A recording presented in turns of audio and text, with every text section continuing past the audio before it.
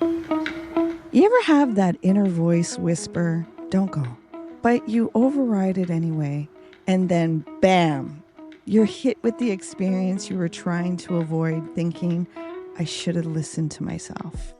Truth bomb. That happened to me this weekend. I didn't have the social capacity to be in a room full of so many dynamics, but I pushed myself anyway. See, I already knew in my body that I was carrying the grief of Natalie. And last year, when I attended this same very event, the next day, Natalie ended up in the hospital, convulsing in my arms, coming close to death.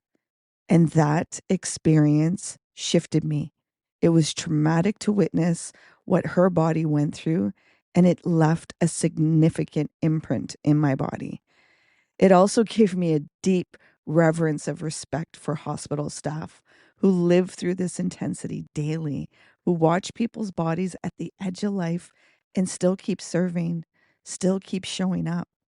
So this weekend, when I ignored the cues of my body and pushed myself to attend, it was no wonder I felt tired. My system wasn't just navigating social exhaustion, it was carrying the memory of grief. One person came up to me and truly asked me what was going on. And in that moment, I broke open. Tears came, and the deep pain I'd been holding finally had room to move. I'm only now making sense of what I experienced a year ago and the profound effect it continues to have on me. And it reminds me of this: your body whispers before it shouts.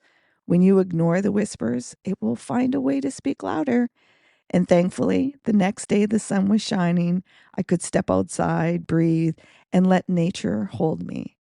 You see, being outdoor re energizes me in the way I actually needed, reminds me that rest is not always stillness, it's finding what restores your body in spirit. And this is where we get it wrong about rest. We think rest is just sleep. We think it's lying on the couch, zoning out, going through our social media or Netflix. And don't get me wrong, sometimes we need to binge and do that. But true rest is something deeper. It's about giving back to the places in us that have been overdrawn. And sometimes real rest takes action. I know you're like, what are you talking about? Just stay with me. You're listening to the Lift Oneself podcast, and I'm your host, Nat Nat. And if this is your first time, welcome home. And for the ones that are still always coming back, thank you for your support and being a part of this community. See, here we talk about emotional sobriety, nervous system wisdom, and the raw truths of being human. As much as I know, I'm still learning to listen to my nervous system and honor my capacity. Capacity doesn't mean you're weak. It means your bandwidth has a threshold for being your best. And that threshold shifts throughout the day. The truth is, many of us don't even stop to understand our capacity or ask if we're actually rested. And I'm not talking about sleep, because rest isn't only sleep. There are 7 types of rest. I know you're probably thinking, 7? That sounds ridiculous. Just stay with me, because once you hear this, you might finally understand why sleep alone doesn't cut it for you and discover the real remedy your body has been asking for. So, the 7 types of rest. 1 is physical rest, where all of us know about it. What many of us do is push through long days, run on coffee, collapse on the couch thinking it's enough.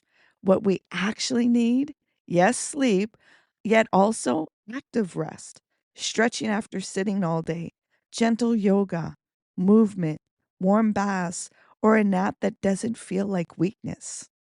Number 2 is mental rest. What many of us do, keep the mind spinning with to do lists, replaying conversations, overthinking, multitasking, endless scrolling. What we actually need, short breaks to let the brain breathe, journaling, 3 slow breaths between tasks, or simply 5 minutes of silence. Number 3, sensory rest. What many of us do, constant noise, screens, bright lights, and nonstop notifications. What we actually need? Relief from overstimulation. Turning off your phone, step into a dim room, close your eyes, or sit in silence for a few minutes. Number 4 is creative rest. What many of us do, push ourselves to keep producing ideas, solutions, content until we're drained. What we actually need, refuel by receiving beauty and wonder, watching a sunset or a sunrise, sitting under a tree, listening to music, like really, really listening to the instruments and the lyrics and the tone, or visit an art space. See, that creativity fuels our curiosity, and the two are part of what energizes us. So, number 5 now is emotional rest. What many of us do is wear the mask, pretend we're fine, people pleasing, swallowing feelings. I did some of that this weekend where I was like, I'm well, which is true, yet people could see physically that I was depleted and tired. And I didn't play the high vibe and high energy, which made some people uncomfortable. They were like, you know what, just take a drink. And I'm thankful that I've learned that I no longer have to go that route. I can feel whatever I'm feeling in that moment, even if it makes other people uncomfortable. Yet many of us put on the mask and just high vibe.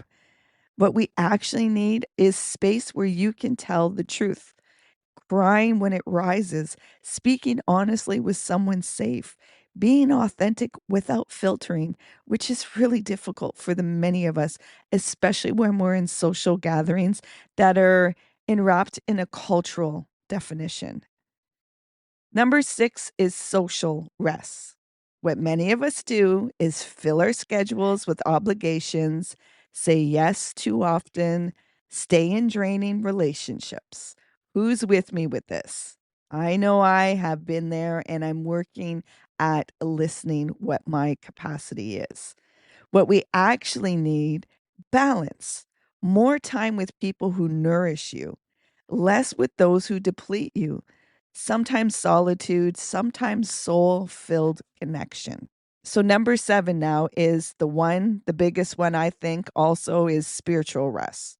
What many of us do is drift through life disconnected from meaning, belonging, or purpose.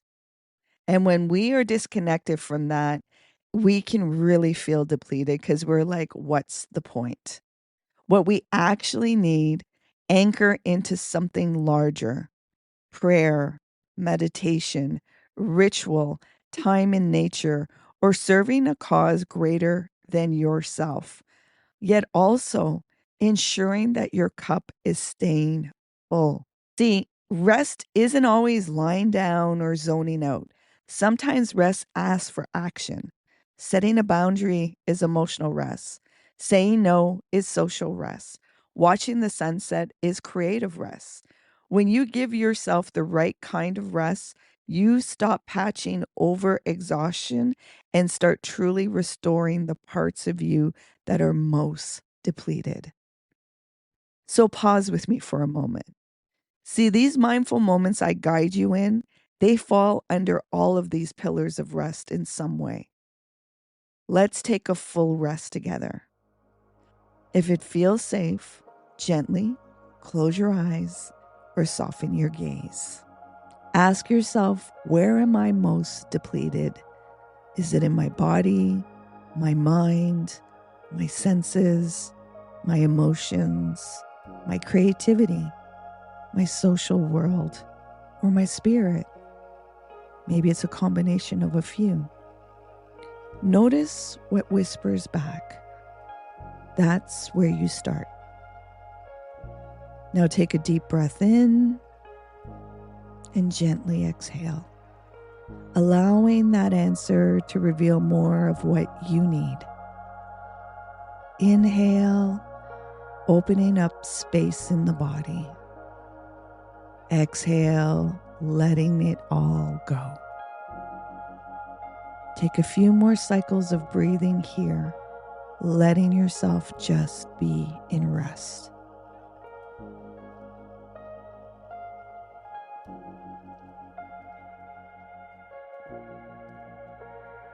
Now take one big inhale and exhale out through your mouth, letting it all go. When you're ready, at your own time and pace, gently open your eyes and stay with your breath. Exhaustion isn't weakness, it's communication.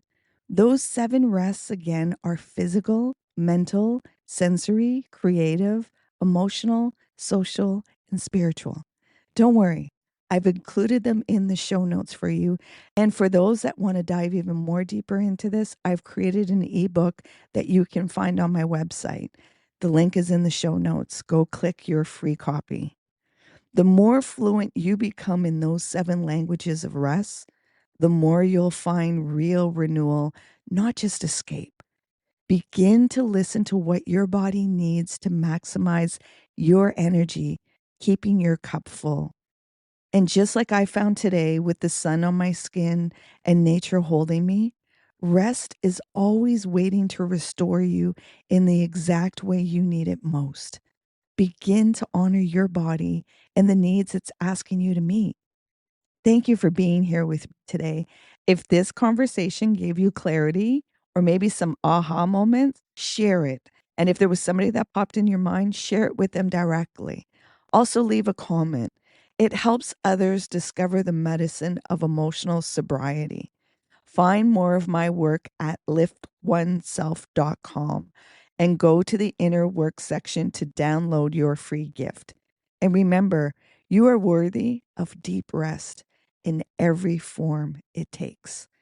Remember to be kind to yourself.